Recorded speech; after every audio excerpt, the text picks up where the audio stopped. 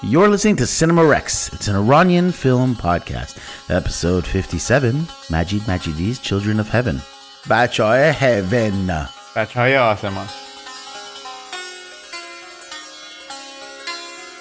درود بر شما دوستان عزیز. This is the Cinema Rex podcast where we talk all things Iranian film, television, scripts, movie directing, art, shoes, running, goldfish, siblings, sugar cubes. Secret What notes. Else do we talk about? You're breaking up the flow of this. Yeah. What else do we talk about, Farhan? You gotta keep you on your toes, Kaveh. I'm Kaveh Mohebi.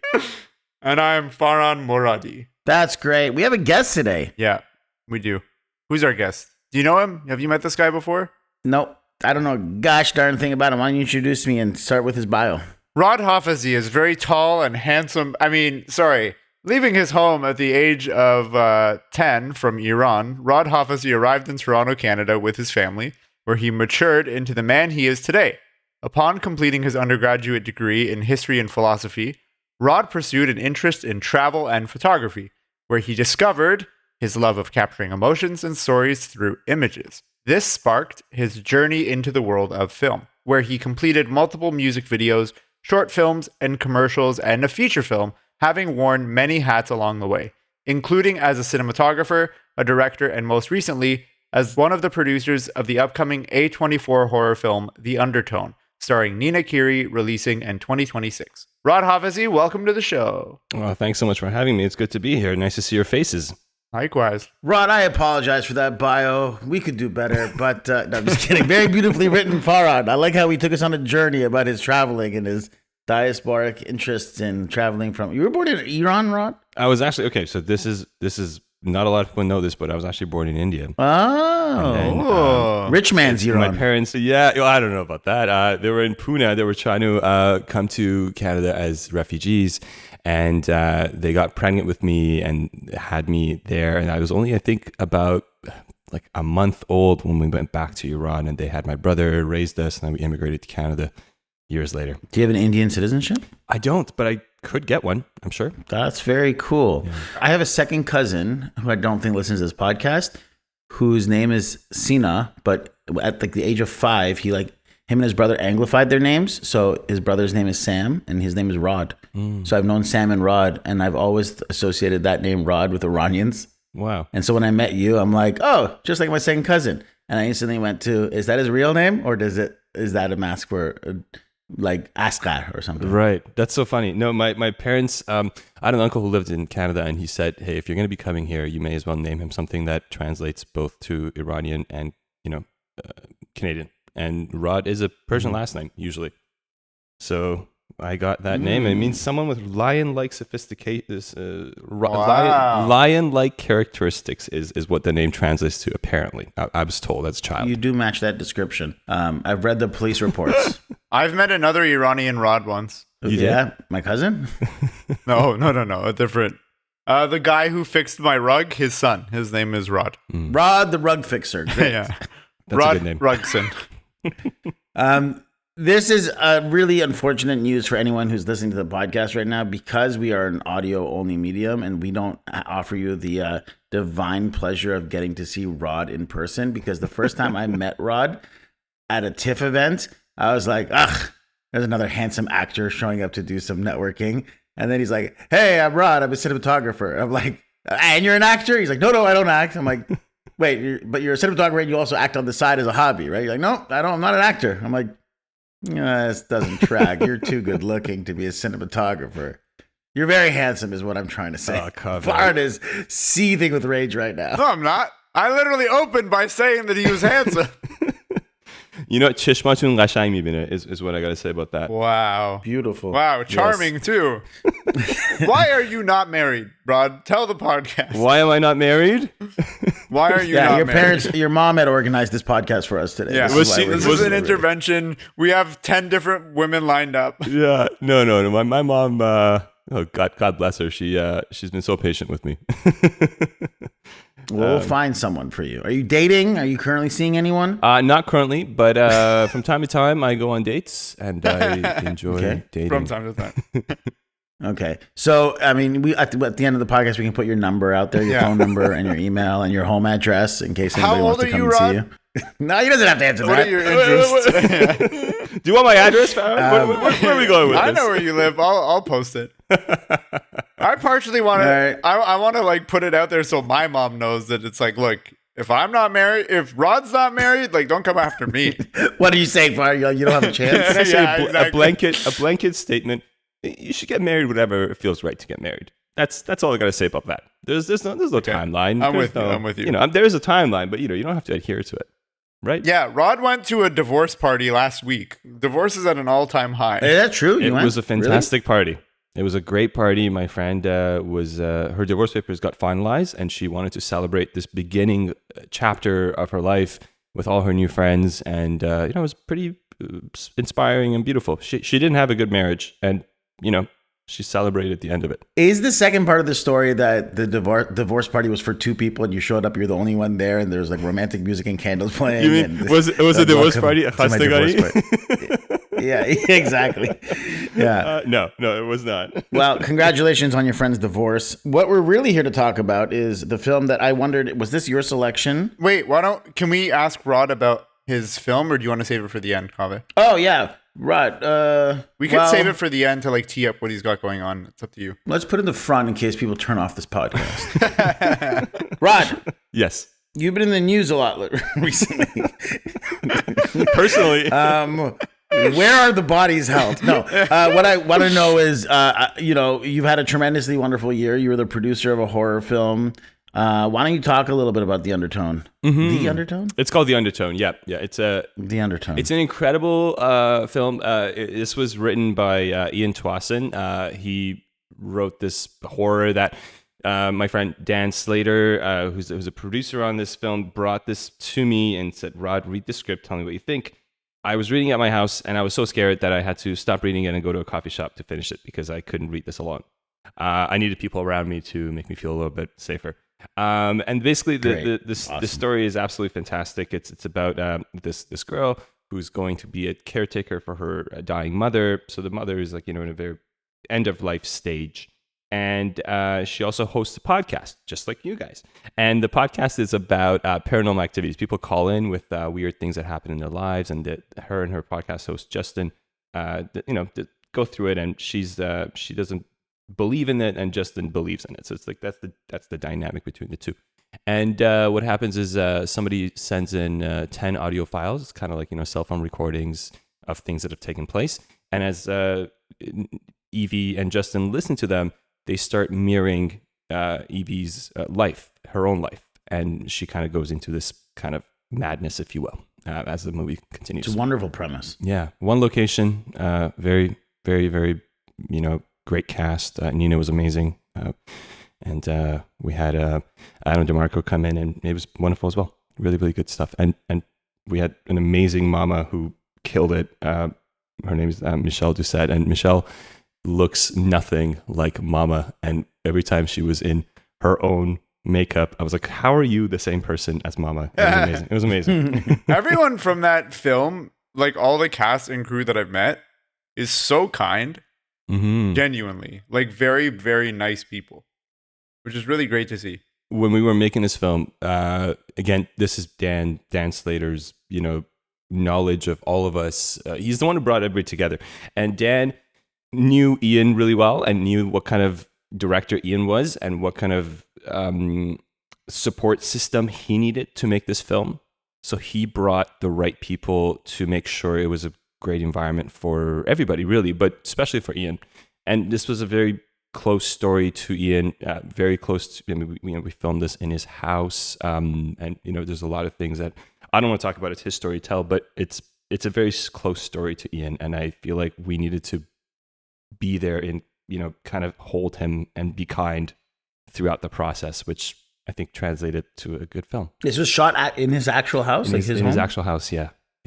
Oh, interesting. So what's really cool about this, and this is for all you listeners out there who are thinking about getting into the film industry or are just starting or even just midway through your career, when you told me the premise and told me that I know there's more than one cast member, but it's centered around a single actor. and the fact that I'm now discovering that Ian shot in his own home. It's like, this is one of those premises and log lines that a writer hears, especially a writer who loves horror, is like, oh, that was so good. Why didn't I come up with that? Like, it's such a great premise, and it's just like right there. And the film is set up in such a way that one actor carries a lot of the drama, and the rest is done through audio effects. And the setup is that the mother's sickly, so she's in another room. And I know that there was a good amount of funding, but there's also a world in which like a young student just graduating from university could have made this film on a shoestring budget, like with a 10% of what you had probably, and it probably wouldn't look as nice. But sometimes all you need is like a really good premise and a team that's willing to work with you, and a script that allows to be made for a very small production cost, right? And I think this it's a testament to, and I guess I'm sort of spoiling it, but you guys ended up going to Fantasia Film Festival with this film, correct? Yes. And it was purchased by A24, which is huge. I mean, that's a tremendous achievement, and it will put this film on the map. It will get a wide distribution, and it's a success story in what is otherwise known in Canadian film and cinema as like a more of a tepid climate for filmmaking. And so you guys should be very proud, because it's a true success story that one can emulate their career off of. Yeah, sometimes it's just you legit. need a good script and a small team of like passionate filmmakers to get something off the ground. This is also one of those things where like people will often talk about it as like, oh man, did you hear that movie that like played at that festival and then it got picked up and blah blah blah, and all that could be us, blah, and it actually happened, which is amazing. I remember when you told me about this, I was so stoked for you guys. It's like catching lightning in a bottle, man. Well done. And Thank so you. well deserved. Thank you. That means a lot. And it's I think something to be said about this whole process. It's like, there's so many incredibly talented filmmakers out there, and this is a dream scenario. Like, we all realize how lucky we are, because there's so many amazing films get made, and this doesn't happen to them. So we realize that this there's definitely, we did work hard, but also like this feels like we're privileged, and we know that we're not taking that for granted in any way. And I think every single one of us will try to, when we're in a position to help someone out, we will help them out if we can. I think that's what it's about. This whole industry is like, when you can help someone else out who was in your position, help them. And I look forward to that personally. I can't wait to be able to do that for others in any way I can. Sweet. And just to echo what Farhan's saying, I am happy for you, but I'm also seething with incredible envy and jealousy. I am not happy that you got this. I wish I had gotten this. I think I deserve it more than you, and I'm only going to use your success as leverage and to see how I can gain from it. Yes. And I'm just joking, but I'm also speaking through the minds of every other colleague and filmmaker. The trick here is to kiss jealous. Rod's butt into him producing your next feature, Copy. Well, we'll see. That's why I have him on this one. Yeah, I didn't have him on the podcast in an audio format for his looks. That's very kind. Now, let's pivot drastically. Hard pivot. To talking about a different film. We are watching, as we mentioned, or discussing, Majidi's Children of Heaven, which I'm going to be full honest with you before I go into plot summary. I had never seen before. So I don't have you, Rod. Tell us about, like, do you have an experience, history, past with this film, or tell me. Here's the thing: I have a memory of watching this film when I was very young, like when it first came out, or sometime year 2000 or something like that in Iran. And I have a memory of it being on TV, and this child running with like all his might. I have that one memory of it. But I don't remember anything else from it. And then years ago, a friend of mine who isn't Iranian was telling me about this film. He's like, "Oh, this film's called Children of Heaven." Told me the premise. I was like, "I think that's the same film." So I watched it again. This is probably 4 years ago or so, and I don't think it was the same film. To me, the memory I had of it when I was a kid watching it felt so different, and it may have been, I don't know. So I may have seen this before when I was a child, or I may have not seen this before, but I definitely saw it 5 years ago, and then I rewatched it just recently for this. That's what I got. What about you, Farhan? What's your history with this film? I saw this when I was a kid. It had just come to, I think Parse Video had like a VHS of it, and one of our uncles got it. And a bunch of us were over, and he was like, "Hey, this movie's doing really well. We should all watch it." So we sat down and we watched it, and it was so sweet. And then I can't remember if my family went and bought it or if they borrowed a copy from someone, but we saw it a few times. It was the first time I saw a Iranian film in color that was not a kids movie. So before this, all I had seen was like Samad, Film Farsi, and Shahr Musha, or City of Mice. So this was the first time that I saw something that was more like serious, and I really liked it. I remember going into it feeling very like skeptical because all I had seen was like Samad and Film Farsi. I was like, is this gonna be like one of those? Whatever. Liked it a lot, and I hadn't seen it since I was a kid, so this is my first time rewatching it. I have admittedly always had a bit of a blind spot for Majidi and his films. So it's just one of those things that just never reached my radar. Yeah. And this is my first experience. So before we dive into discussing it, let me do a little plot summary. Cool. Children of Heaven follows Ali, a young boy in Tehran who accidentally loses his sister Zahra's only pair of shoes. Fearing their parents' reaction and aware of the family's financial struggles, the siblings make a secret pact.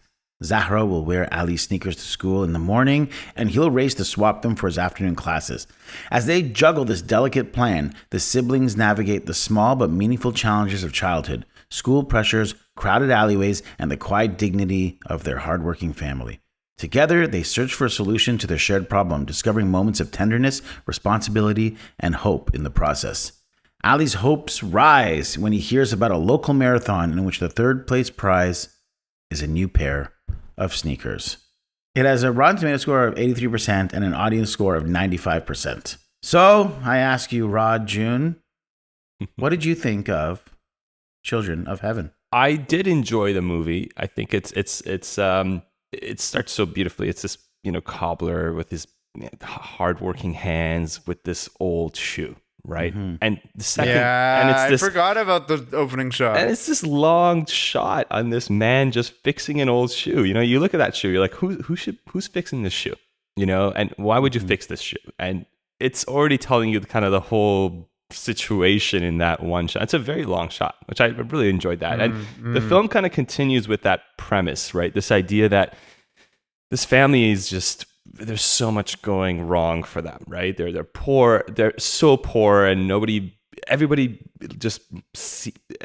who's around them is poor. It's just this poor part of town. It feels dusty. Yeah. It feels like you're back in the day, and there's this sweetness about these kids. And I think that's the heart of this film is the relationship between Zahra and Ali and how they how they are towards each other. Overall, the film really does feel special.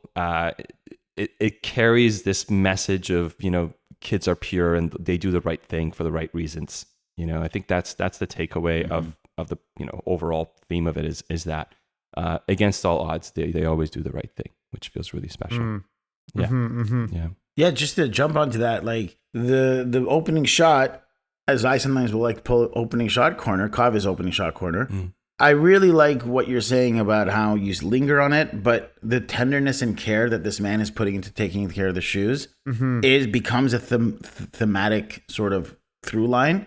Like this film is, and I'm jumping a little bit ahead to deeper analysis, but it is about the importance of tenderness and care. And even like, as you're saying, we go and, all these people, they are super impoverished, but there seems to be a lot of care for one another and a lot of tenderness even within the family. The father is a bit of an antagonizing figure, but it's like there's love there in ways that you don't often see in those characters.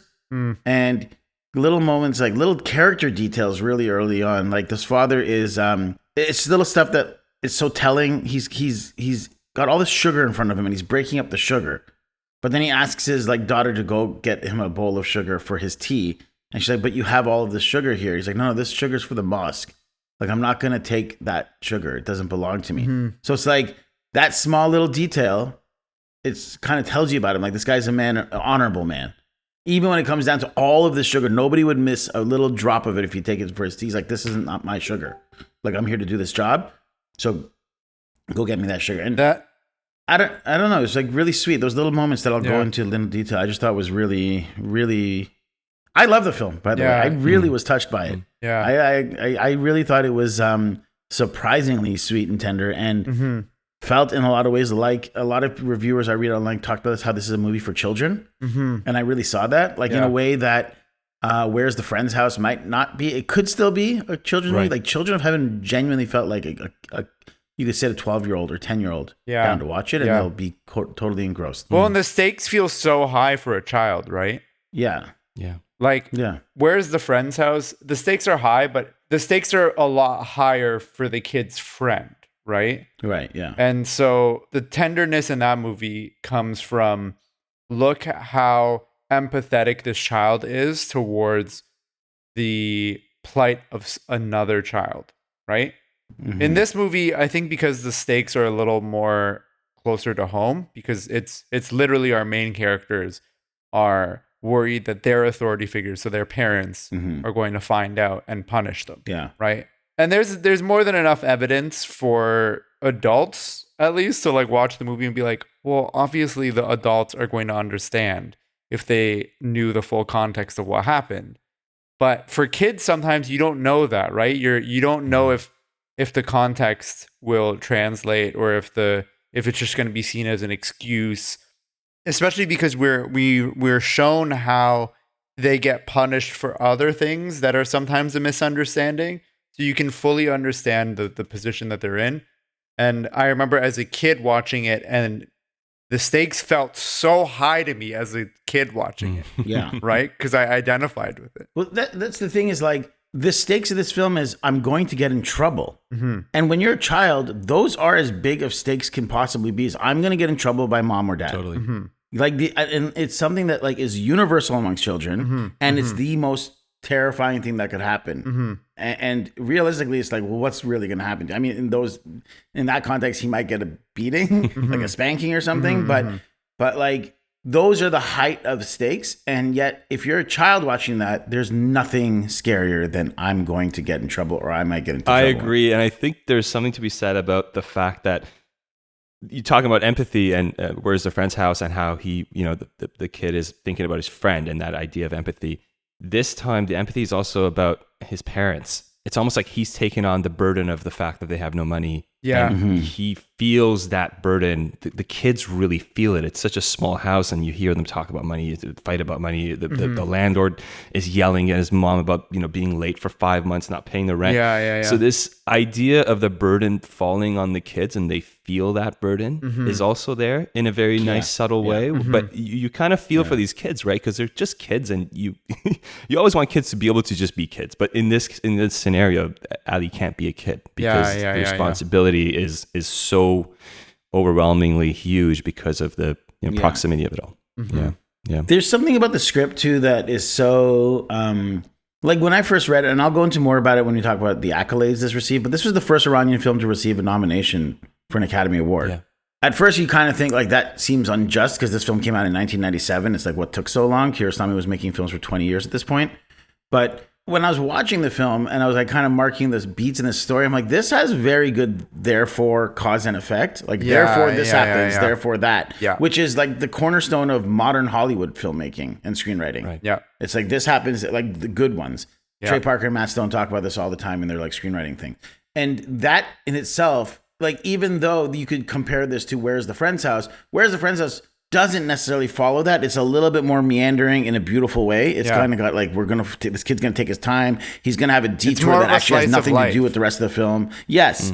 And this actually has, if you really inspect it, a pretty classic Hollywood structure to its script. Yeah, there's beats and like responding beats like you're talking about. Yeah. Yeah. And I don't say that to condemn the script at all. I actually think it's one of the things that makes it very beautiful and accessible for a lot of non-Iranians and also younger children to watch. But then I saw that, I was like, oh, that probably leads it to why it probably got the nomination for Oscars, because it's kind of, even if they're not aware of it, it's just digestible. It's very like digestible to that mold, which is to its credit. There's also a timelessness about this film, even though, and just kind of jumping ahead a little bit, but there's a moment where Ali and his dad go to like the nicer neighborhood to go and try to like do some, barabuni, if you will, some gardening. And what's really fun about that is the whole time you're in this kind of, poor part of town of Tehran, this part of it, you don't even see a car. Oh, really yeah. was I didn't even imagining think it. of You that. don't see, it's like you're 100 years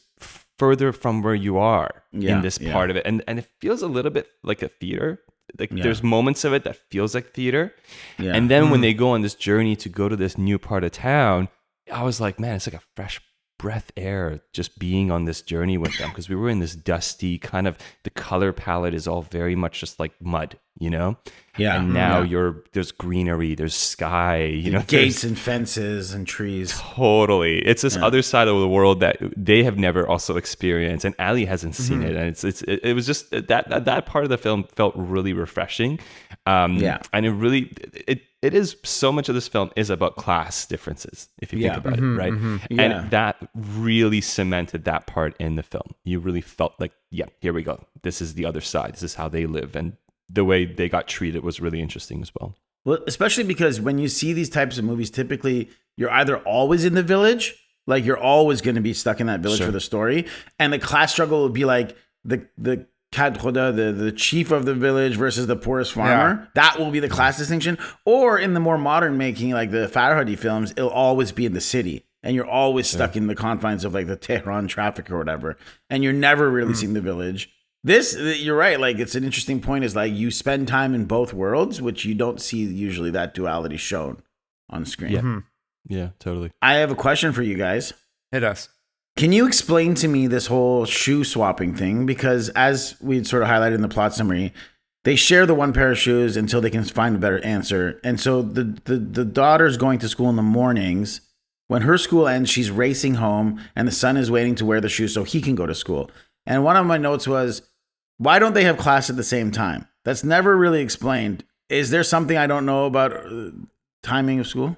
I think it's because of segregated genders with the schools, that likely for the first half of the day, his school has like girls coming in, and then the second half of the day is boys. Maybe that's my guess. Or maybe it's just like... That's a good point. That's a good guess. Yeah, especially in a small village, that sort of thing would probably make sense too.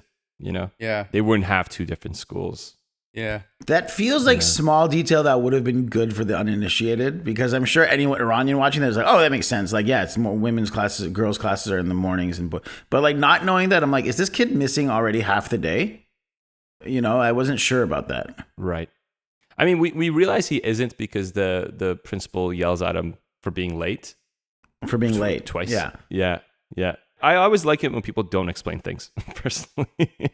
No, I agree, but it was just like there is a fundamental like understanding of how the world works that everyone has. And this isn't like something that needs explaining, but it's like explaining. But if I live in a world where school is 8 hours a day, right, and I'm watching this from my perspective, I would, it's not like it ruins the film for me, but it does help to set up the rules of what these kids are going through. It's well, none of us are going to be missing classes, and we'll just be making it by the skin of our teeth if we do it this way.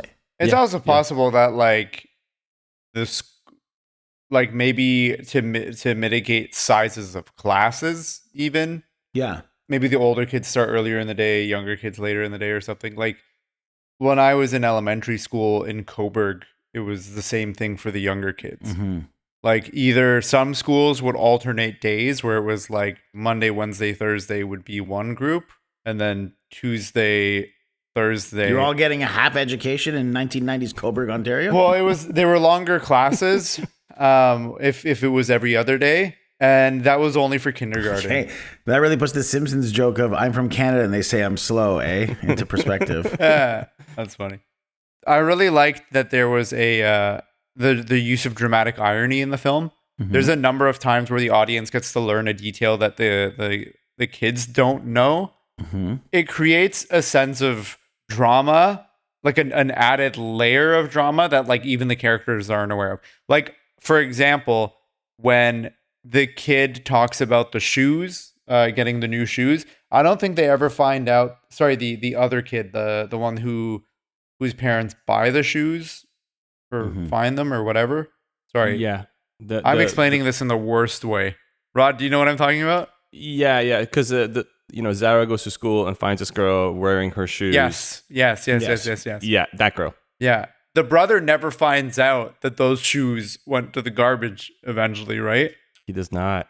Yeah. No. So there's like a level of dramatic irony there where it's like, okay, the main character doesn't know this detail that we as an audience know.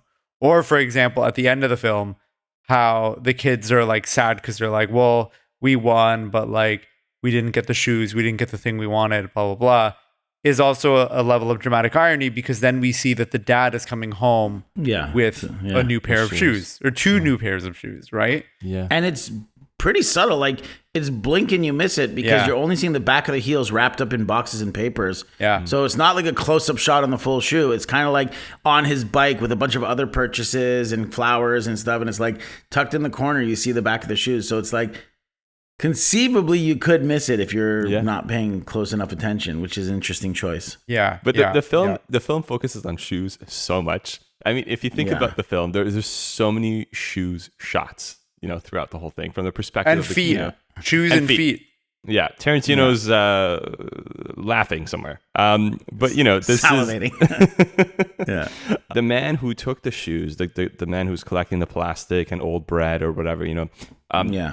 When Zara is leaving the first time, she has to wear Ali's shoes. She goes and opens her door, and that man is yelling, like, whatever, like, whoever's got old plastic, I'm picking him up. He's yelling. And he also mentions shoes. So he, at that moment, has her old shoes. Oh, wow. And he's passing by, I missed and that. he's yelling. And there's a bit of, it's like she's crying as she's leaving to go to school with her brother's shoes. And that moment I thought was really subtle. Again, just ever so, like, it's like the shoe was so close to her, It's right there. And that's beautiful. I didn't even catch that. Yeah. I missed that too. That's awesome. Yeah, small. Also, something I really want to highlight that I love is, and Varn always thinks I'm like being over exaggerating, but I genuinely feel this way. I'm curious what you're about to say. There are moments in this film that I think are as dramatic and tension building as things like Speed, which is when I used Speed as a reference. You're like, I don't know if it's that much tension, but it's like when her shoe falls in the water gutter and it's like floating away, I am edge of my seat concerned for what's going to happen, not knowing how this story falls out. The final race at the end, I'm like gripping my teeth and like holding my, like pulling my hair of like fear. Totally. And to me, it is I'm just as absorbed as like there's a bomb on this bus, and if it goes below 50, it's gonna blow. Like, if not more so. I bring up Batman Begins, and the whole world collapses. and like when that scene when she finds the girl and she starts following her, it feels to me as dramatically gripping as a spy story. Like when he starts following, she first like catches the shoes, then he follows her down the alleyway, and then follows her to her house, and they almost see her. I'm like, this feels like a tense spy thriller. Like in this moment, right? It's just a testament to the directing and the writing of how he's so adept with making these things that again are pretty minuscule in scale. Like, and it's not end of the world stuff, but you feel so much dramatic tension behind it. Because of the way it's done, that I really, really cared about those moments. Like that water in the gutter, I was so stressed out. Yeah. I was so worried for her. I agree. Yeah. I think it's because the whole film is just, it's about such a small thing that to someone else, like, well, it's shoes, whatever. But we realize how important these shoes are to her and the way she feels about it. It becomes the most valuable thing ever, I also wanted to touch base on the man who comes out to help her when the shoe is stuck in the gutter. He's one of he has a store that sells like Pahlavon equipment, like the old style, kind of workout equipment that the champions use or whatever. Which I thought it was interesting that he's the one who comes and sees her and helps her. Out of anybody it could have been. That was a nice touch. Yeah. There's the bike crash too, when the father and son finally make all this money and the brakes won't work, and that ramp, that the street they're on seems so steep. And I've been in like a few times in my childhood where I'm like, oh my god, I'm getting way too much speed here on roller skates too. I remember specifically, and I like tensed up. I tensed up during that bike. Like, the brakes aren't working. Like, they are going to crash, and that's gonna hurt so much. And I was so stressed out during that bike crash. It's so well shot. to your point of like crashing on a bike as a kid, there's a moment where right after your bike stops, you're in the air right before you hit the ground. That moment of time, Yeah. your whole life flashes before your eyes. Yeah. Time slows But what about down. the film, Farhan? I was like, I could talk about bike crashes all day. No, that's what I'm saying. Like it really induces that fear that you're talking about, Kaveh, of like, it's almost like this universal thing of like anyone who's ever crashed their bike is watching that scene being like, oh no. Well, like there's a close-up shot of him gripping the brakes and the handle brakes and they're not working. And I was like, that's a terrifying feeling, especially with how steep that hill is. Yeah. Like, what are you, and he like tries to put his feet down, which is like what you would probably do next. Yeah. You know, and it's like sometimes in those cases, I remember it's like, it's better to just fall off the bike now instead of picking up more speed. Yeah. I've had that when I was skiing a few times too. Like you ski and you're like, I lost control right now. I better just bail and fall in the snow right now because I'm just getting faster and faster. It's funny because I felt that one biking scene was captured way more than any of the biking in The Cyclist.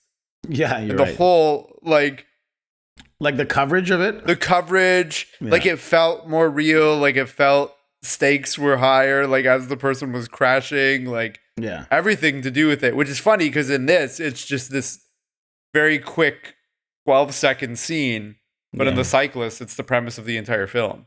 Yeah, but he's never going that fast. Like he's not in danger on the bike, really. He's kind of just going slowly in a circle. I guess that's in The Cyclist. One other thing, I got like 2 more points, and then we can move on unless you guys have jump in. But I really, really, really enjoyed how smart the main kid is. Yeah, which is a refreshing thing to see because it shows like that you learn that he's like good in school. The teacher likes him and will defend him. Yeah. It shows when him and his dad go gardening together. Yeah. He like solves a few of the problems at the door, talking to them, trying to get past like the security. And there's a moment where he like says something, I forgot. He shows to his dad how to speak to customers when going door to door. And the dad clocks that he's like, oh, this kid's like really smart. And that's such a beautiful dynamic. And it was kind of what I was hoping would happen because it establishes this kid's a smart kid. Yeah, I love that. I think what his dad said to him in that moment was like, "Oh, you really know a lot." It was just a simple thing, but it's the only time his dad really sees him in that light and says something about it, which is really nice. It's nice when he sees his son in action because all of a sudden it's like, "Oh wow, I didn't realize that he is his own person." Because I think in the dad's mind, his kids are just an extension of himself. Right? Yeah. And he's like, you're my property. You're my shadow. You're my reflection. Why don't you do what I tell you to do? Why are you not following instructions as I gave them to you? And it's in that scene that he's like, oh, you're your own person. You have your own skills. Yeah. Some of which I don't have. And so in these other areas where you're not performing the way as I expected, you're actually excelling in these other ways. It's very sweet. Totally. And just going back to the beginning of the film where his dad literally scolds him for, his mom was working and she's not supposed to work because she has a back pain and, she throws her back out and he's yelling at him and is like, you're not a kid anymore. You're 9 years old. You have responsibilities. When I was 9 years old, I helped my parents, He's like, why do you make me angry? I was like, this is, that line, you're 9 years old, you're not a kid anymore. It goes to show you the perspective of that time too, which, growing up, especially for his generation, he's right. 9-year-olds were no longer kids, But it's a different time and he kind of hasn't reached, he doesn't understand the times in a way, right? Oh, I remember as a kid, my dad being like, I'd be like 13. He's like, you're almost 14. When I was 14, I moved out of the house. Your dad wanted you out of the house, eh? Like, get out of here. No, just in terms of like responsibilities and like. And here I am at 14 playing Yu-Gi-Oh cards, Yeah, exactly. Yeah. Okay, here's another Kaveh's question corner. Yep. Did they lose money in the crash? When they get in the bike crash, do they have to pay hospital bills? Is that how we are to assume? Because like we have all this money now, we're gonna solve all our problems. We're gonna buy this for you. We're gonna buy that for you. We're gonna say and buy Zahar new shoes. He's like, yeah, everybody's new shoes. Then they get in that bike crash, which is good storytelling because you're like, oh, this is like false sense of hope moment, and you think, but then something worse happens. But then they're like, he's injured, and they're going back home. I'm like, did they have to pay hospital bills? Is that what I'm to assume happened? Did they lost the money they made that day? I'm pretty sure Iran has universal healthcare. Yeah, it's repairing the bike. I think it was paying the man to get them back home, like in the back of the pickup truck. That must have been something costly to them. That could be something. If they because rode a bike there. There's two ways of looking at it too. The dad does have the money at the end because he buys a bunch of flowers and bread and stuff and the shoes at the end. But also from a dramatic story point, unless they've lost the money, the drama is over. Like the kid's mind frame was, we've solved it. We have money. Zahra's going to get shoes. But then the crash happens and then he's like, nope, I have to think of something else to do now. And I'm like, so then he must have lost the money, or at least is unaware of, I don't know. I was just a little confused about that part of the narration. As were you guys? Yeah. It was a little vague for sure. Yeah. But Okay, as cool. Rod said, sometimes it's nice not to have it all explained. Yeah. Yes, as he so eloquently explained to us. You know this thing about movies not knowing things? It's great. No, I don't. Okay, this is something that me and Farn usually disagree on. Mm-hmm. I'm going to be curious how he feels about this. The kid, good at fake crying or bad at fake crying? Well, how do you guys feel? I thought he was great. I thought he was great too. I don't. Okay, I'm gonna be. On There this. you go. Let's go. I don't think he was. Oh no! There's always one felt person like in the podcast. I could feel him fake crying. And now, having said that, he did a good job fake crying. I won't put him down on that. But I could feel the you know, like you could tell it was forced, and you know they're kids. I forgive them, but I couldn't help but feel that it wasn't real. Yeah, I think in the relationship to other kids fake crying in Iranian films, and like maybe because Farn and I see like 26 of these a year, minimum of just Iranian films. I've seen worse. And and maybe I don't know what the effect was. They might have given to tears. I don't think they have like the same moderns like in Iran. I don't think the kid genuinely seemed to be getting tears out. I think the way it was shown was he's jumping to like serious crying too quickly. Like it's from like not crying to all of a sudden he's bawling. That's true. Which there isn't that like slow buildup of crying, which kind of gives you that off-putting thing. Totally. But the actual crying itself, I was like, this is not easy to do. And the kid seems to be really giving it his all, even in the mouth and the eyes. What you don't know is that Majidi tore up a picture of the kid right before he started rolling. Yeah. And told him Is you're that not actually- allowed to have this photo. Is that actually what happened? Kiarostami did that in Where's the friend's house? friend's house. Right. Yeah. Right. Yeah. To get the kids to cry, you like took their like valued possessions and tore it up. Destroyed them. Yeah. Like a genius. That's like a genius would. That's it for me for reactions. I don't know if you guys have anything else to say, or should we move on to behind the scenes and trivia? We can move on. Yeah. Behind the scenes and trivia. I'm going to rapid fire some facts. You can react or not react. This is Majidi's third feature film. Wow. Great. This is interesting. I didn't read this the first time because this was a spoiler and I avoided it. Is there an epilogue in the version you guys watched? I don't think so. What do you mean? So Like this the is kid off the with IMDb feet- trivia. His feet in the No, holes? like there's a okay. So in the IMDb trivia section it goes, in the English DVD version of the film, the epilogue is not translated. The epilogue explains that Ali eventually achieves the larger scale success of having a racing career, What? Oh, interesting. which sounds like a Miramax note because this film was purchased by Miramax It sure was. after its success at the Oscars, that means that's Harvey Weinstein's company. Yeah. Or both Weinstein brothers, I guess. And it just seems like maybe they had some of those like tweaks to it. I didn't see the version I'd watched, so maybe that is a very specific American distribution version. Yeah, I don't think that's in mine either. I'm looking at it now. It's his feet in the water. The goldfish come up to him. And yeah, that's it. Nothing. The film was shot in Tehran, and they tried as best they could to keep the filming a secret, just to have it keep like a more realistic image of Iran. The production costs have been estimated about 180,000 US for this film. Yeah. While watching the film, this is the last one I have, Singaporean filmmaker Jack Neo and his wife were moved to, quote, holding hands and crying after seeing the love shared by the children. Children of Heaven inspired Neo to explore issues faced by Singaporean youths in his 2002 film, I Not Stupid. And then he made a film called Home Run, which is the 2003 film that's an adaptation of Children of Heaven. But its theme is friendship, and it's set in 1965 Singapore. So this guy loved the film so much that he literally started making films about Singaporean children. And then literally in 2003, just adapted this film. There's like a Singaporean adaptation of this film, except they're not, I think they're friends, not siblings. Oh, interesting. And it takes place in the 60s. So that filmmaker loved it. Calls it one of his favorite movies of all time. Inspired his career. Wow. Critical reactions. I'm not going to mention for a third time that this was obviously the official submission to the 71st Academy Awards, but it was, and that is huge. It won Best Picture of the Year at the Fajr Film Festival, and it also won Best Director, Best Screenplay, and Best Editing. At the AFI Fest, it won the Grand Jury Prize in '97, and I'm not going to list them all, but it won 18 other awards at film festivals, including Montreal, Newport, Argentinian Film Critics Association, etc., etc. It opened in the U.S. on January 22nd, 1999, and earned a U.S. box office total of $933,000. Oh, wow. Almost $934,000. The worldwide total was $1,628,000. Wow. Oh, okay. Which is great for a film that cost $180,000. Yeah, especially for that time, yeah. Yeah. And American dollars? Damn. Yeah. Critical response to the film was highly positive. Some critics compared it to Vittorio De Sica's Bicycle Thieves. Mm-hmm. Roger Ebert's review in the Chicago Sun-Times called it very nearly a perfect movie for children that, quote, lacks the cynicism and smart-mouthed attitudes of so much American entertainment for kids and glows with a kind of good-hearted purity. That's a good review. Yeah, it's great. Have you guys seen Bicycle Thieves? I have not. Yes, of course. No. Oh, my goodness. Kava, how does it compare? Bicycle Thieves is much sadder. Okay.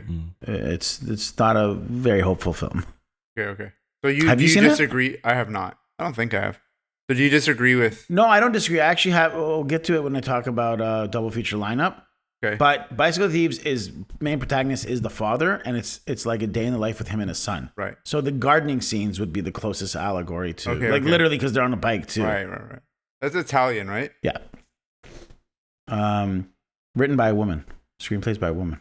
1948, Italy. Nice. 1998, it became the first Iranian film to be nominated for. Oh my God, am I putting this again? Oh, okay, sorry. Here's the question I was going to ask you. This is why I put this down. What film did this lose to? Do you guys remember? 1997 Academy Awards. Best Foreign Language Film. Ooh. Beam, beam, beam, beam, beam, beam, beam. Is it like super famous, or is it something that like has Yes, been lost? it's an incredibly famous film. 97. It's an incredibly famous foreign language film. Probably one of the most famous. Honestly, I would say one of the most famous foreign language films ever. Oh, is it? Like it's up there. Is it Life is Beautiful? That's correct. Oh, Roberto Benigni's Life is Beautiful beat this film, which Solid. I mean, I get it. The popularity of that film was immense at the time. Wow. Which movie won the best film that year? It might have been something like Good Will Hunting or 97. Didn't Good Will Hunting come out in 97? I don't know. English Patient. Oh, English Patient. Okay. Life is Beautiful should have won that too. But they might have not done foreign films for Best Picture back then. I don't think they did. I have one more story I want to share directly from Godfrey Cheshire's book, In the Time of Kiarostami. Godfrey Cheshire's used a lot of his like journalistic history and cinematic academia on exploring Iranian films.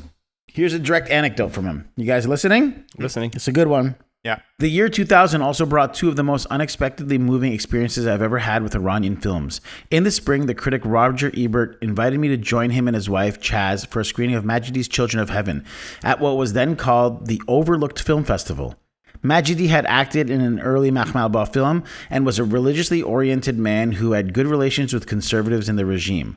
While Kiarostami and others at Kanun had pioneered what I call the quote-unquote kid-centric film that it became important to Iranian cinema after the revolution, these movies were still mainly art films for adults. Majidi's films were more broadly accessible with an appeal that extended even to kids. I got a potent demonstration of that when the Eberts screened Children of Heaven for 1,500 grade schoolers, aged roughly 8 to 14. Watching what for most was undoubtedly their first subtitled film, the kids, I wrote, were, quote, enraptured throughout, erupting in cheers at the end when the film's poor young hero wins the foot race that he hopes will bring him a pair of shoes that he can give to his sister. After the screening, Roger invited kids from the audience to come on stage and ask questions of us and Chaz. I was amazed at their seriousness and astuteness. When one girl asked why the film's last shot showed the hero's feet surrounded by goldfish in a pond, Chaz replied, "Someone said to me, it's like God is kissing the boy's feet through the goldfish." An answer Majidi would undoubtedly have applauded. Well, another kid answered that, or Chaz said that? Chaz said that, Ebert's wife. But the fact that this guy's describing that seeing 1,500 grade school, like from as young as 8 to 14, Right. were like enraptured by this film, it says a lot about the filmmaking. Because, man, getting kids to watch subtitled films, not easy at all. Totally. So a testament to the success of this film. Something to be said about that too. I mean, if you think about, for me, Iranian films, this idea of kids being the protagonists, being the main characters in these films, it's just, you don't see a lot of that in Hollywood huge blockbuster films that often. That's right. You know, so it's such a beautiful thing that, and this is a purity with kids that characters, you know, when they want something, that's the thing they want. You know, it's very simple. Yeah. And that is such a good tool to have as a filmmaker, where you can just simplify it and just showcase that there's no other ulterior motive to this kid. It just wants shoes for his sister. Yeah, you know? yeah. And you know, and I think we do that really well. Like Iranian films do that really, really well. Yeah. I mean, that leads directly to my deeper analysis that I'll get to later, because I've talked a lot now. But there is obviously, as you're saying, a whole history of Iranians using children actors as their leads. Yeah. And for various reasons, which I will get into in deeper analysis. But do you guys have anything for critical reactions? No. Not for critical reaction. Okay, then let's jump into deeper analysis, and I'll go last because I've talked a lot. Rod, why don't you take it away? What are your deeper themes of this film? Deeper themes. Let me see what I wrote down here, because I wrote some stuff down. Great. Obviously, that first opening shot with the cobbler on his hands, like obviously tells the whole story of the film in a way, in just that one shot. Yeah. Beautiful. Well done.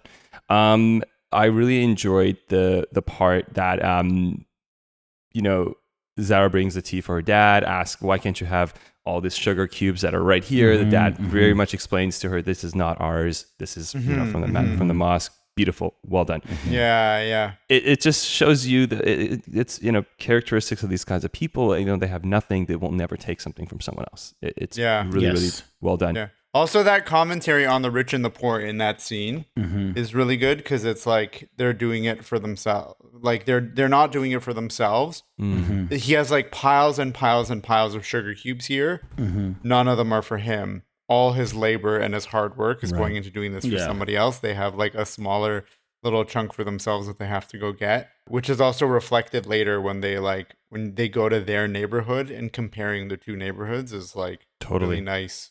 Two different worlds, nice really. Reflection of that. Yeah. When Ali is buying groceries, he's buying potatoes, and the man, you know, doesn't look at him once. He asks for potatoes. He just gives him a bag. And then when Ali's picking the potatoes, he's picking the potatoes from the top shelf, and he's like, no, get them from the bottom.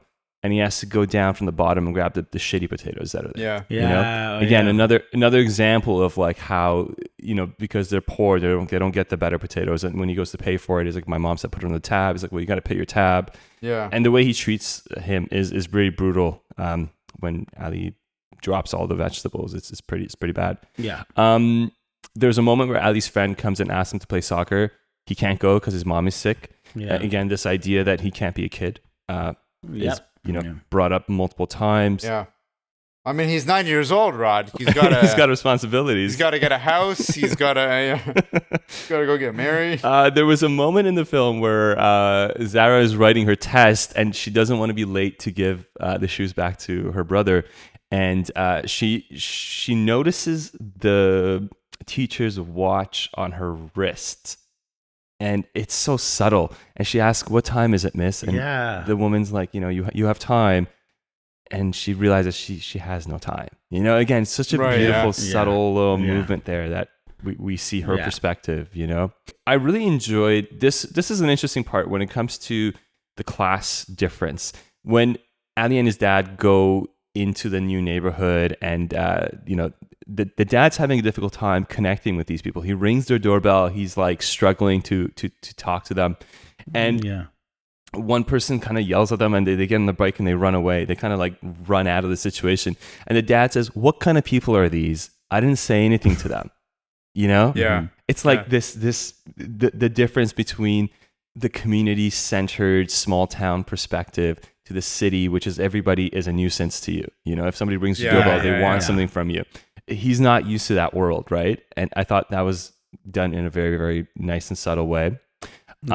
Which then goes to when the kid takes over, where Ali takes over, and the dad says, you know a lot. which is such a simple thing, but it goes a long way for. Yeah. That is a huge, accomplishment for Ali, I think, in that moment, because he doesn't get that at all from his dad. Doesn't look like if anything, he ever. gets the opposite all the time. Yeah. Yeah. He gets totally stupid.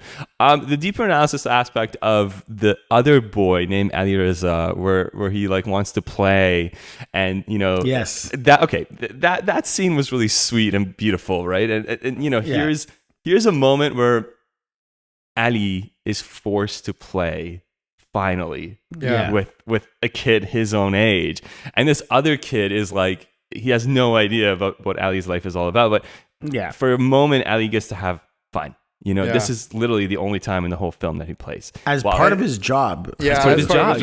And he feels That's uncomfortable. why they got the it's gig. like so unfamiliar for him. Like as a poor kid, he never had the opportunity to really play. No, totally. From childhood, it's like, take care of your mom, go pick up the groceries, help me break the hand, and like do all this stuff. He like doesn't really have much opportunity to play. Doesn't have the capacity to understand how to play in a way. In fact, the couple times that the dad like watches him and like shows pride is either like you mentioned, Rod, the scene where he like convinces the guy to like let them do the work, or when he watches and he's like, it looks like he's helping his sister do her homework, right? Yeah. It's when he's doing the responsible thing that his dad is like, "Oh, now I'm That's touched." right.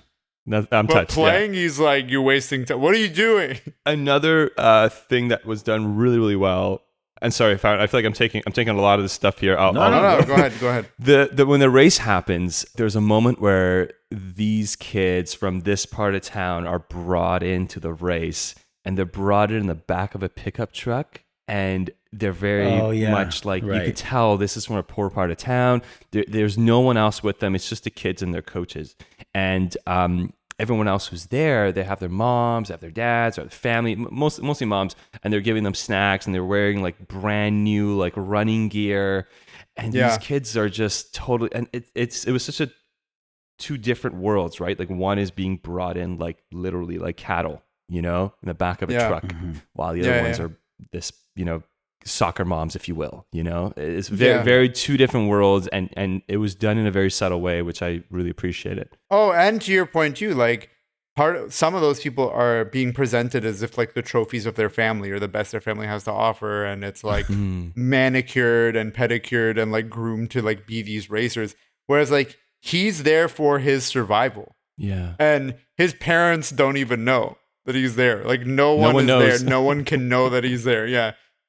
So something I wrote about this in terms of a deeper analysis was that Ali had to run his whole life throughout this film. He's always running. He's going from A to B. He's running to get food. He's literally and figuratively. Yeah, and this idea that of course he'd be a good runner because that's what he's had to do. So it's almost like making something that someone else could see as a shortcoming and making that the best thing about you. Yeah. And that's kind of the whole story with him. It's, this is something he has to do, and it ends up being the thing that kind of saves him in a way. The movie also weirdly kind of makes an argument for like pro-capitalism and enterprise. How so? Where it's like, look, if you just pick yourselves up by your bootstraps, you can take the thing that's like a problem with you and make it your success. And like, look, they're going around and they're like creating private enterprise and they're creating this work in the rich community, and I don't think it intends to do that intentionally, but I feel like the movie could be used by someone with nefarious intentions to make that argument. I think it's more like this is how it is. Yeah. So that is the end of my my critical. Good. Deeper analysis. Yeah, that's great. I also like the goldfish scene at the end, and like using the water is there. We've talked about this before in a lot of Iranian cinema. Water acts as like a healing element, or like a life giver. So to see his injured feet go into the water and and it heals him. And I like that thing of the fish kissing his feet, almost being like God is blessing him through the fish, is really sweet. It's funny. I had that thought too, but I didn't think God. I thought just nature. Like I just thought that was the fish. It was like the world being like, we see what you've done, not necessarily a God thing. But yeah, sorry, go ahead. I mean, maybe God is nature. Yes. That's a different podcast. Yeah. Sorry, I interrupted. Go on. Is that It the last reflects shot the of the opening. film? Yeah. By the way. Yeah. So it's interesting. So it opens up with the cobbler's hand, Yeah, and it yeah, ends yeah. with his feet, and that's really beautiful. That's really Yeah. It's a nice His- reflection. very injured feet. Yeah. beautiful. It's like poetry. It rhymes. Yeah. Foreign, what you were saying? Sorry, go ahead. No, that was it. Rod summed it up very well. Great. I want to talk for my deeper analysis to you about humanist cinema. I'm going to push my glasses to the brim of my nose and inhale deeply as I do so. I don't know whether you guys know, but like human cinema is often a mode of like filmmaking that is going to place like human dignity and empathy and sympathy and these things at the center of its storytelling. So it's not really necessarily going to be about plot-driven stuff. It's not about spectacle, but it's just about human drama unfolding, right? And humanist cinema in Iran has long time has found its voice through children, as we've discussed.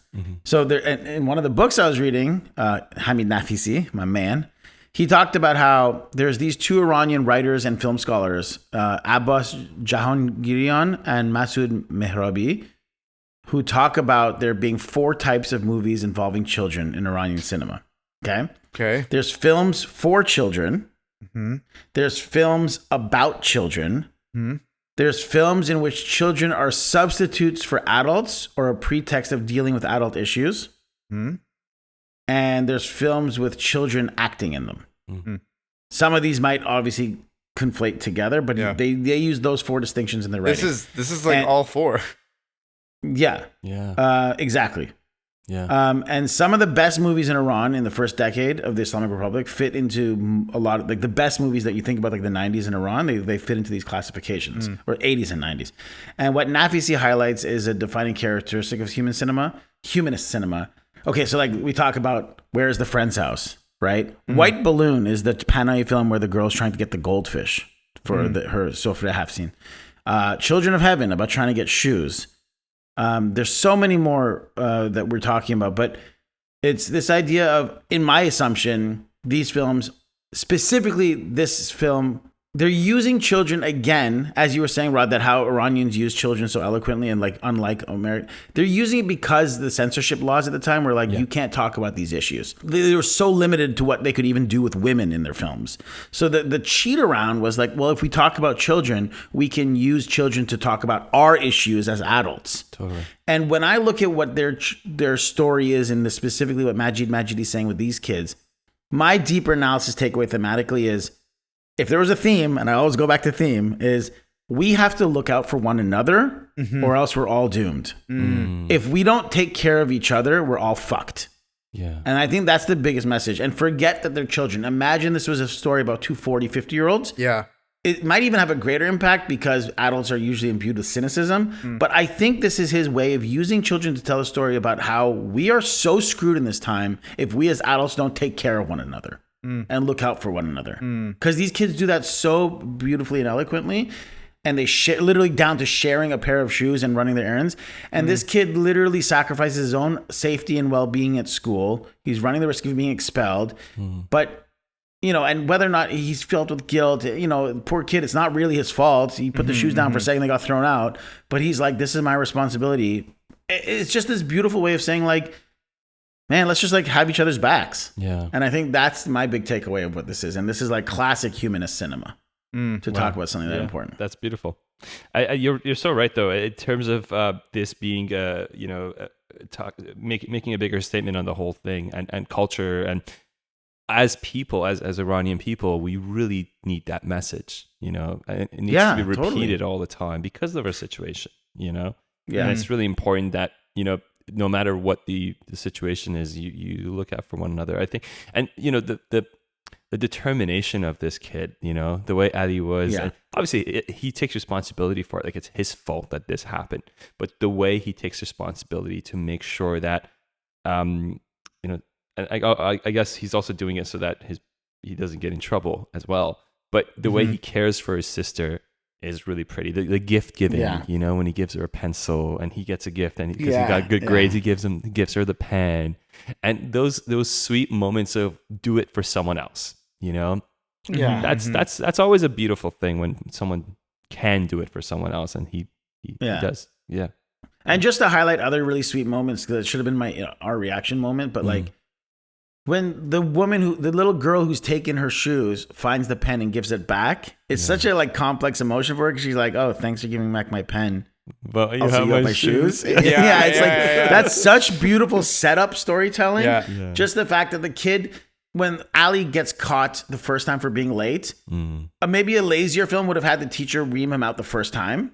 Yeah. But you just see the first time the teacher clocks he's late. Yes. Yeah. Just like sees it. And then that's the end of the scene. Nothing else. Yeah. So setting up for the second time, he goes, "You've been late twice now." Yeah. Then the third time, it's like building it up instead of just having the scene happen. Like you could have written a version of this economically and efficiently where the teacher just expels him the first time. Yeah. But he takes his time to like build these set pieces of teacher didn't even comment on it the first time. And that's why I think like the patience of the It's really good storytelling payoff, is so too. good. Yeah, it's great. Best scene, Farn, you have a best scene you want to talk about? When they are washing the shoes together right before, when they're like, "Oh, all hope is lost. What are we supposed to do? The shoes are dirty, blah, blah, blah." And then the kid is like, "Well, Mishrimesh." He's like, "Well, we'll just wash it." And then they wash it together. It's such a sweet, tender scene. And it shows how together this brother and sister are able to overcome these obstacles with such positivity and optimism.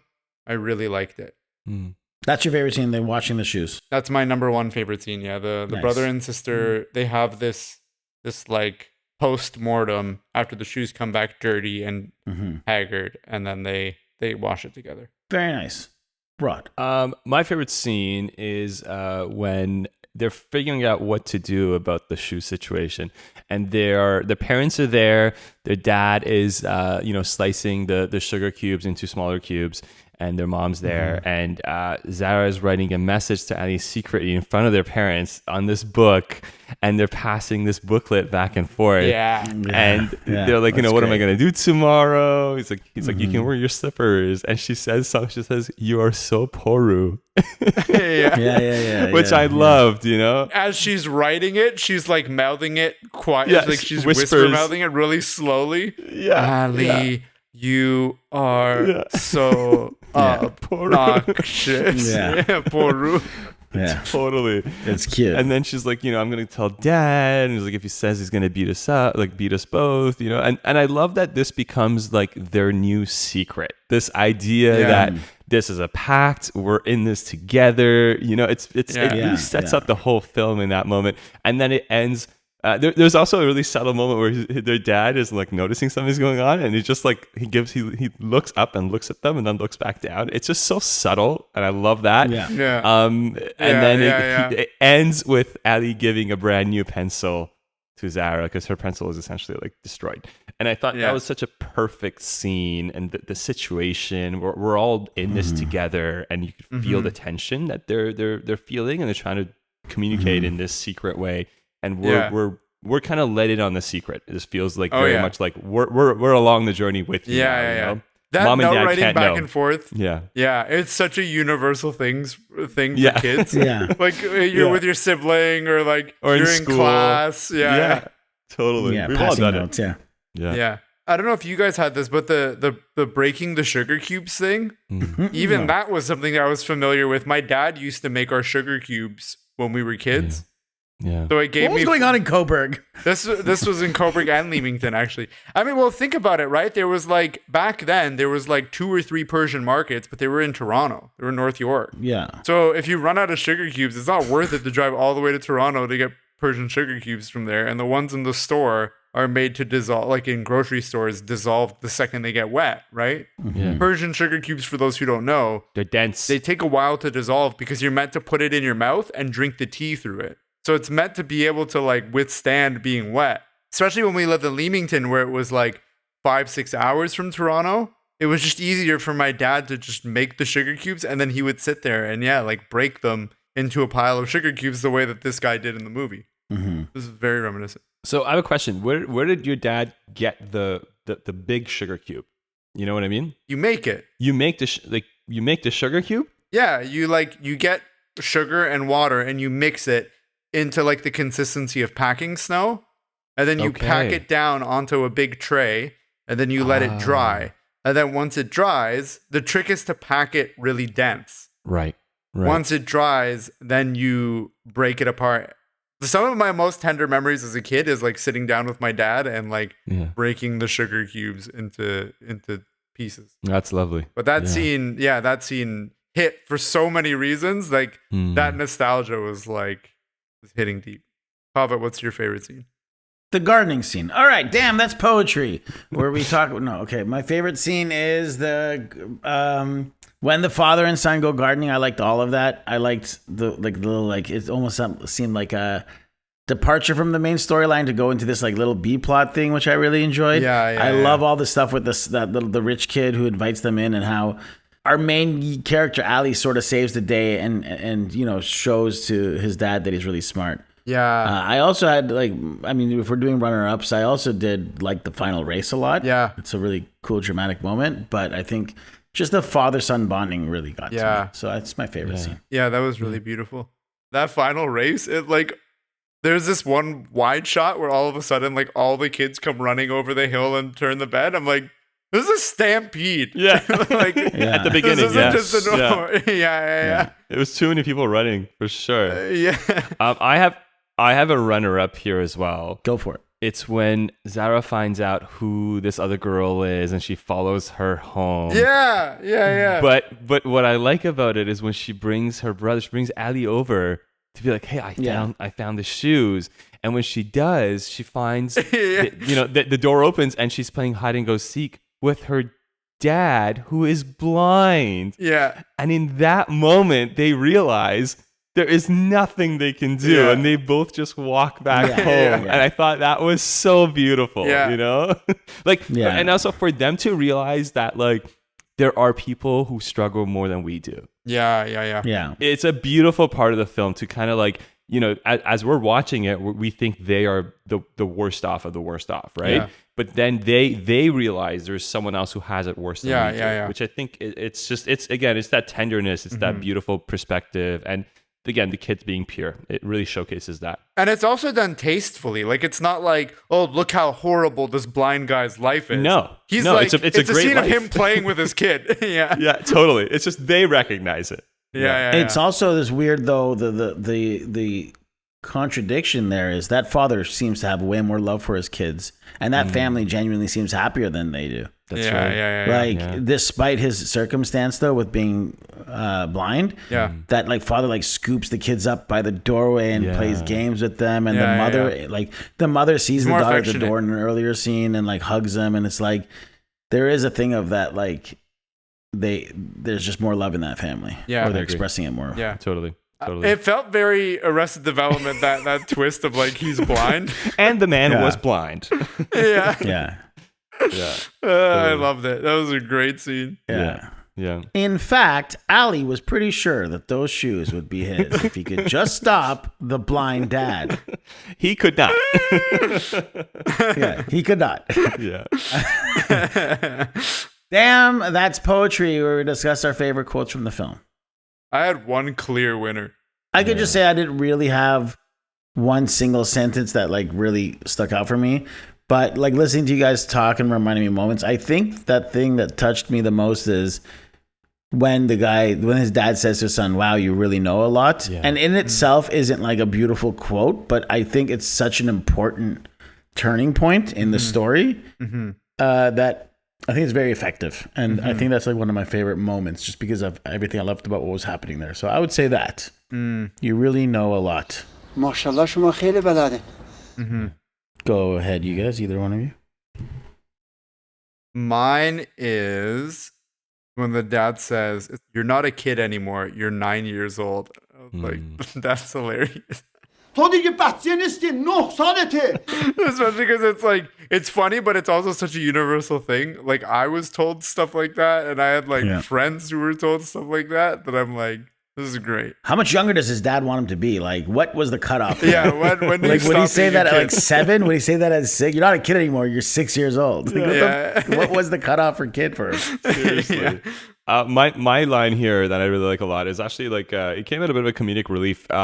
he gets caught by the principal. This is, I think, the third time, I believe. The second time, I forgot. Yeah. But his shoe is wet because the shoe earlier, Zara dropped it in the gutter, in the jube, as they call it. Yeah. And I love this scene where the principal catches him and is like, why are your shoes wet? And he's like, well, they fell in the jube, in the gutter. He's like, why aren't your pants wet? He's like, the jupe was small. Yeah. But he does it. Every time he says, it's like all he does it. It's just like a permission, asking permission to speak. Yeah, but it's just that dialogue I thought was just so beautifully positioned in the moment of the film where you kind of needed a little bit of a relief too. Yeah. And I just love that his sock. He's like, why is it your sock wet? He's like, he just has nothing to say. Yeah. Yeah. Yeah, the teacher's got to answer everything. He's like, man, this guy won't get off my back. Inspecting this so closely. Totally. Yeah. And then eventually he just lets it go. He's like, what a weird kid. Weird kid you're speaking with. Teacher's like, damn, I got to find this jube. Yeah. Where is this jube? This famous jube. I got to find a new job. I got to find a new jube. Nice. حالا چرا کفشات خیسه؟ آقا اجازه افتادیم تو جوب. افتادی تو جوب؟ چرا شلوارت خیس نشده؟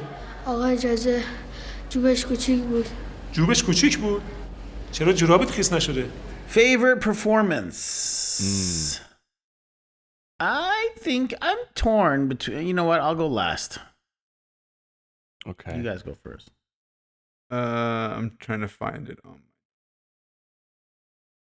Rod, why don't you go? Who's your favorite actor in this movie? Okay, I gotta say it's Ali's father is my favorite actor in this movie. His name is Reza Naji. What I like about him is you can kind of tell he's well versed in the craft, but he's subtle when he needs to be subtle. He's big when he needs to be big. There's theatrical elements to him. He's good physical comedy. The whole situation when they're running away from like the person, there's a sense that. And he just feels like his accent, the way he is, his kind of angry face that he has, like this kind of weatheredness that he has, feels very believable in every way. Out of everybody I saw in this film, he seemed like he belonged in that world the most. Yeah, that's fair. It's funny because I'm torn between him and the main character Ali. Like I could go either way. Yeah. But I think one of the main standout thoughts I had was when I was watching that dad act. I was like, why haven't I seen this guy in more films? Like he's good. You have. What was he else in? He was in. Wasn't he in? Was he in Baron? Probably. I mean, I think he was in another one of his films, but I don't think it was Baron. It was a different one. But you're right. He was in another one of Majidi's films. What's his name again? Reza Naji. Naji. Naji. He was in a 2025 film called Dinosaur. Dinosaur. He's Dinosaur. Dinosaur. That was funny. He's still acting, which is cool to see. Yeah, wow, he's in a lot of movies, dude. He has a lot of credits to his name. Yeah, he is in Baron. He's Memar. Oh, he is. Okay. Yeah, Memar. Okay. Memar. Yeah, as Mohammad Amir Naji. I wrote that technically speaking, the father's the better actor, but my favorite performers are the kids. Yeah, they're just so sweet. They're so tender. They're such a joy to watch that they are my favorite performances. Is from the two kids. Yeah, I have to give it to the kid Ali Farokh Hashemian, who plays Ali. Yeah, but he's my favorite actor. Rod hates children, so yeah, I hate him. Yeah. No, there was a shot. The first time we meet Zara, it's this beautiful shot where it's looking through this doorway, and she just smiles, and that smile was absolutely beautiful, and it tells you their relationship, right? And they are absolutely incredible. They're incredible. I think that the two of them are so good. But yeah, I think in terms of acting, they gotta give it to the father. Fair. Festival of Cons, where we do our nitpicks or things we didn't like or points we want to point out or things like that. I really only have one. And it's that I kind of would have liked if the idea of the race was introduced earlier in the film, like if it had been mentioned earlier. Mm-hmm. And like they knew that it was a looming thing. And maybe at first he's like ignoring it because he's trying to deal with his own problems. Mm-hmm. Like if it's just like something that's talked about by characters peripherally. Wouldn't that give it away then, though? From the that that's going to happen at one point. Sure, but like they don't need to say anything about the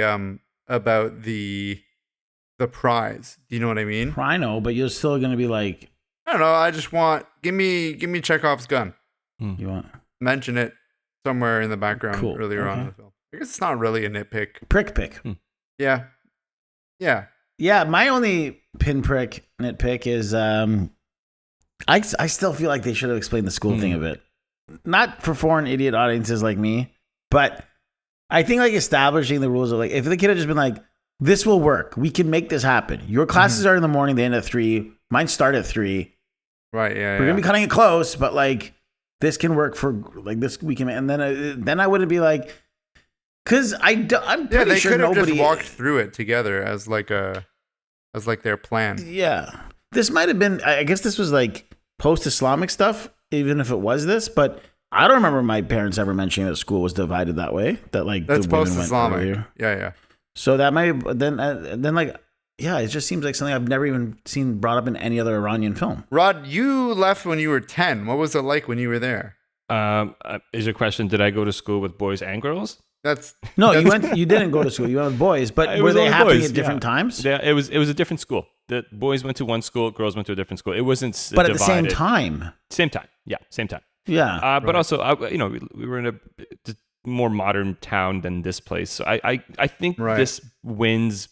It gets away with it because it's obviously the only school in this small town. You know what I mean? True. So I would assume that's why. Yeah. But yeah, I think it definitely is a good nitpick because it doesn't really explain, the situation that well. Yeah, that's fair.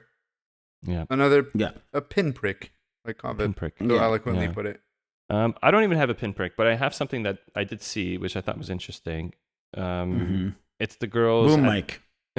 I didn't see it. I didn't see a boom mic. There was a morning assembly with the girls at their school, and there was a quote that they say, and this does happen in Iran. Very much it happens. And the line was, "I am the flower of this country, obedient to the leader." Again, one of those like morning assembly, chants or whatever you want to call it. I just saw that, and I guess I was just kind of like, ugh. But that has nothing to do with the movie. That's just the reality of how things are. Yeah. I wouldn't change anything about it. It's just, anyways. The small festival of cons, and we mentioned it more in the Baron podcast. We don't do the director's bio that much when we do a director for the second time, but Majidi, and one of the reasons I have a bit of a blind spot for him is he did have a really controversial relationship with the Islamic. I mean, it changed and shifted and evolved over time, right? And like ebbs and flows, but he had like, of all of those artistic, creative filmmakers, he had one of the closest affinities and connections to the Islamic Republic at the time of making this film. So he was a pious man. He was a dogmatic religious man. And, actually, surprisingly to his credit, this movie doesn't really instill any religion where it might have. Like, even if you want to talk about the goldfish being God kissing his feet, it's like this. That's not spiritual, really. That's a subtle. Totally. There was a mosque scene where which is also another shoe reference where all the kids are, Ali and his friends are organizing all the shoes, and then it goes to Ali's dad like crying because it's the story of religious stories and people cry in those moments, which I thought was again not. It just is. That's how it is, exactly. There's a difference about it being just capturing the reality of what the situation is. Exactly. It's not trying to change your perspective on religion or push anything down your throat, which is good. Yeah. All right. Double feature lineup. If you were hosting a theater of 2 movies, double feature, and you're producing it, or what is it called? You were programming it. Not catalog. Programming it. Thank you. What film would you pair with this, and why? Rod. Okay. I didn't have a film in mind because I was thinking like, where's the friend's house? And I was like, it's just too much of the same sort of situation. But then it hit me. Nice. I would put this with Paul Thomas Anderson's There Will Be Blood. Whoa. What? Why? I got to This is wild. Okay, go on. Okay. So, in the movie, him and his son, HW, go on this journey of prospecting, and his son is a big part of this whole situation, right? It's almost as if, in a sense, when him and his son go gardening, that's the similarity, except one takes Yeah. it all the way and it becomes the most industrial, wealthy capitalist man in the history of the world, and one just make ends meet and buy shoes for his daughter and his son. Yes, I get it now. There's something there about the kids being involved in it, obviously from two different worlds, but it's different enough, but has that similarity in it. It's the father and son capitalistic gains double feature night. That's it. Solid. Cool. Like I said, the movie can be used as a learning opportunity for capitalism and private enterprise. Yeah. Yes. I drank your milkshake, Farron. Yeah. I drank your dour. I drank your dour. I've abandoned my dour. Speaking of Rod drinking Farron's dour, Yes. Where is the Friend's House was my pick, even though Rod said that it's very obvious and on the nose. I'm sorry, Farron. Yeah, that's a shit okay. pick. Forgive me. Just kidding. That's Go okay. on. Tell us why. Because it's so obvious, it's they're both stories about children going through what you would think is mundane problems, but they're big deals. The stakes are high for these kids. They're both commentary on how we need to be more compassionate and caring towards the people around us. Yeah. Totally. The total amount of running screen time of kids running in that film would be in that double feature would be a lot. Yeah. Like it'd be like an hour and 20 minutes total. I'm just spent watching of little kids feet running. pattering. Yeah. Yeah. Yeah, I'm all for it. The pitter patter double feature. Yeah. I had two. I couldn't get Bicycle Thieves out of my head for the longest time, but I don't like that. Two reasons I don't like it. First of all, I used it recently for Cyclist. Mm-hmm. And I don't like using, and I don't want to fall in this trap of always using the same movies as my double feature. Mm-hmm. But I use Bicycle Thieves for the Cyclist for obvious reasons. Also, I think that Bicycle Thieves, now as Rod so eloquently shit on your option, I'll shit on his, Their Holy Blood, I think the Bicycle Thieves is all about father and son trying to get their bike back. Whereas for the father and son elements, it's more of a B plot. And I think this is a movie about siblings more than anything and sibling relationship. That's true. So I went for deep dive. Isao Takahata's Grave of the Fireflies, the anime feature film, which is heartbreaking and devastating. Tonally completely different. A very heavy watch. But thematically, it's completely aligned. It's about siblings navigating hardship, heartbreakingly pure. And it's a kind of devastating counterpart to Children of Heaven. So like Children of Heaven would be the gentler touch of like siblings relationship. Mm-hmm. This is about two siblings with have you seen it? I have not, but I really want to.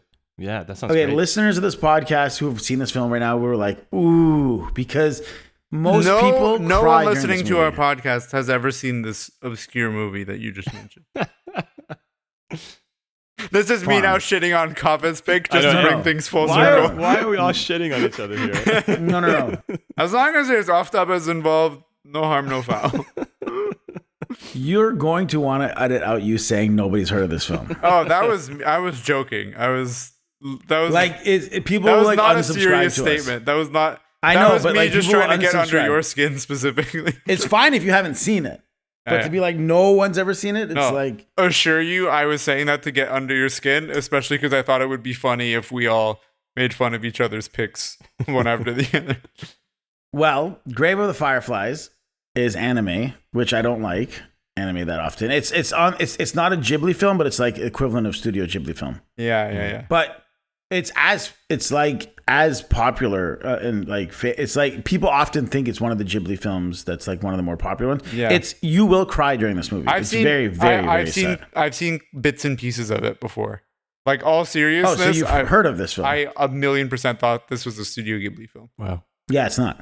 It would be. I think it would work as a double feature because you'd watch the lighthearted, real actors live feature film, and then you could watch it like anime film. So it's like a different tone, it's a different feel, Yeah. and emotionally completely different. But the thematic crux is about siblings taking care of each other, young children siblings too.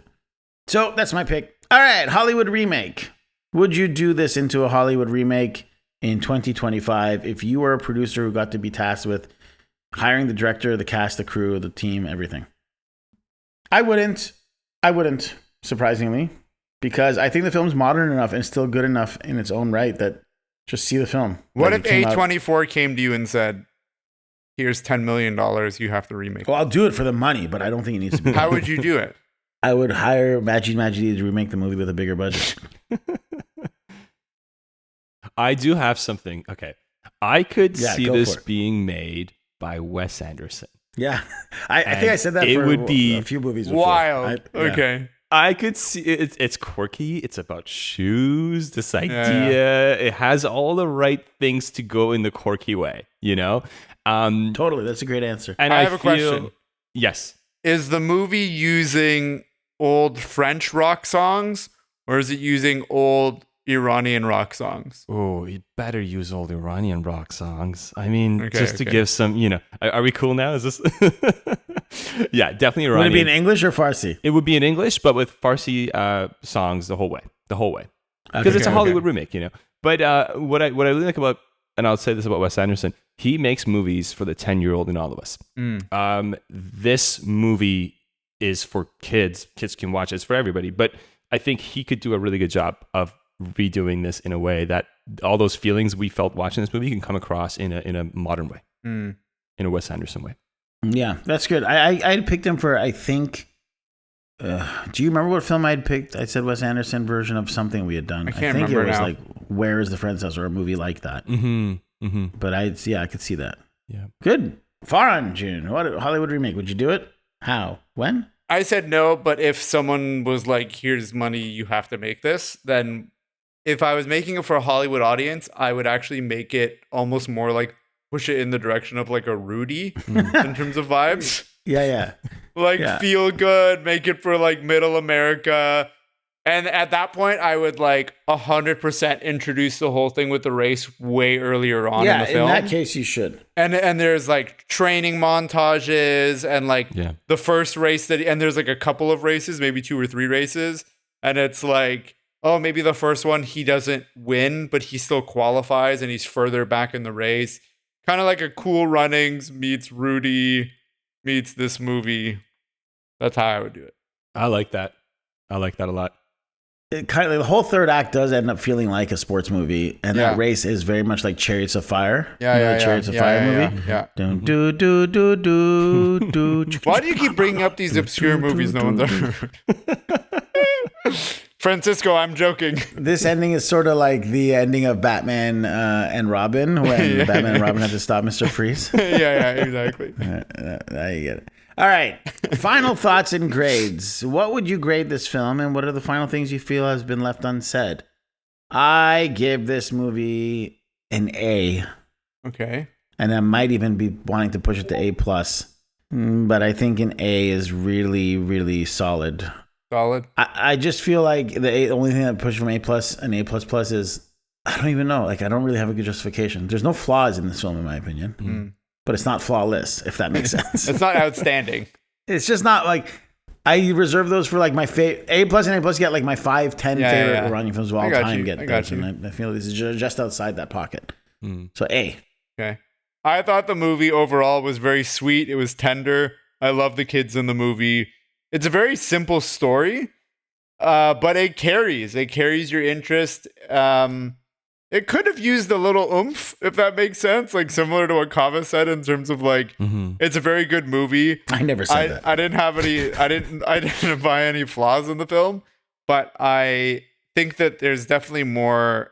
Like it's not the same as like a Taste of Cherry for me. Like I didn't leave the movie feeling like a profoundly different person, if that makes sense.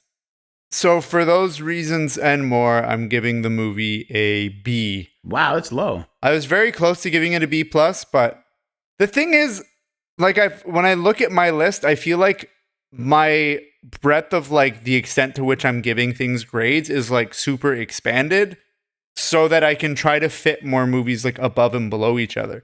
Like I didn't think this movie was better than A Separation. I gave The Separation a B plus. Like I thought Separation was better. You gave Separation and this both the same letter. You gave them both an A. Yeah, this might be, in my opinion, a little bit better, to be honest. That's fair. That's fair. I liked Separation more than this. Yeah, it's like somewhere between a B and a B plus for me. But Gotcha. I'll round it down to a B. But yeah, still good. Like a B is still a very good grade. Okay. So I would say that this film does such a good job of capturing a feeling of, being a kid. And since it's a movie for kids and for adults, it really, it's special in that way. The kids do such a good job of that. The struggles, the problems, the issues are well dealt with and well brought up. But I think in that same way, I think you both touched on this, it's missing something that I can't tell you what it is. Maybe it's a deeper poetic meaning that somehow can be added to this thing. Maybe. I don't know. Maybe I'm just too used to Kiarostami's perspective when it comes to this sort of thing, and this isn't that. So I'm judging it a little bit with that perspective. But in terms of entertaining value, it's perfect. It's a really perfect film in all those reasons. I'm going to give it an A- for that reason. I think it's missing something. I can't put my finger on it. But it's a really, really good film. Because I can't put my finger on it, gets an A-. Solid. I think what you're saying and what you're thinking that I might feel too is it's not a film, and this is not to its discredit at all. It's just not a film that's saying too much. It's not trying to say too much anything that profoundly deep. Yeah. Like it's not in the way that Taste of the Cherry is trying to talk about larger philosophical ideas of the meaning of life and living your life. Yeah. But this is like, because there isn't depth, but it's a perfectly suitable, lovely story about children and kindness. Yeah. It doesn't need to be. It could just be a perfectly good story in that way. Yeah. That's true. It's like The Giving Tree by Shel Silverstein. It doesn't have as much depth as the Iliad, right? Like Homer's Odyssey. The Odyssey is not as, but that doesn't mean both of them can't be great books. Because one of them is profoundly deeper than the other. Yeah. And the other one, it's like they're both beautiful books. I think also the fact that I've seen it a few times might explain why I didn't necessarily go into the B, because I've seen this movie a lot. Anyway, our Cinema Rec Show average score for this movie is an A-. I feel like is pretty fair. Children of Heaven endures because it reminds us how powerful simplicity can be. Majidi crafts a story that is at once intimate and universal, a portrait of childhood shaped not by spectacle, but by kindness, loyalty, and small acts of sacrifice. The film never leans on its Iranian setting as an exotic backdrop. Instead, it invites us into a humanist cinema where emotion is honest, performances are disarmingly sincere, and every frame carries quiet purpose. It's easy to see why it became the first Iranian film ever nominated for an Oscar. Its heart is unmistakable. In the end, Children of Heaven speaks a language that transcends borders, the language of compassion, of family, and of what it means to care for one another when you have almost nothing except love. Rod, thank you for joining us on our podcast and talking all things wonderful. Tell us this quick update about A24 that we so purposely left out of the beginning of it. Yeah, Rod, tell us what's going on.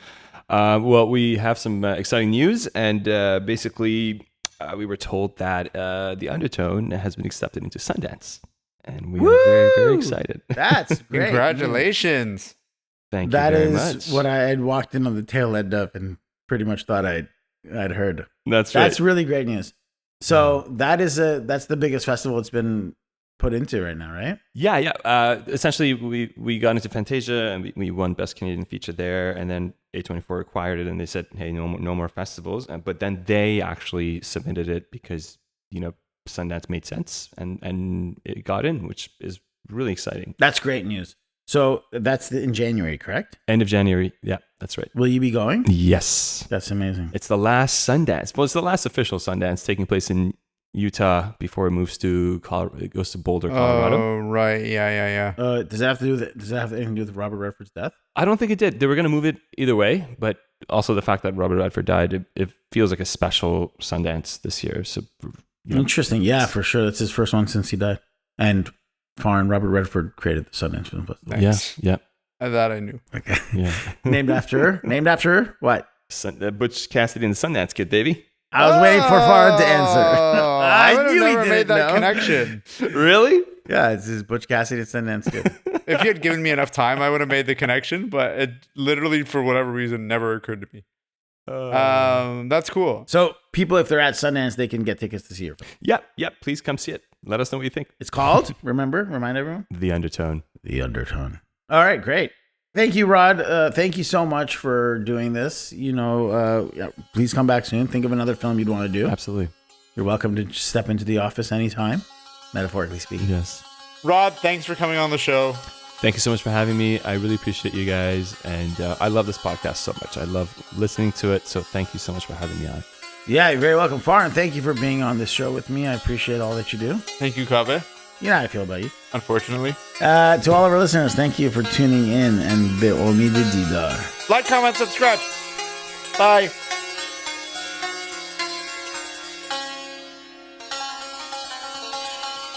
Music for Cinema Rex was written and performed by Sohail Sadinejad.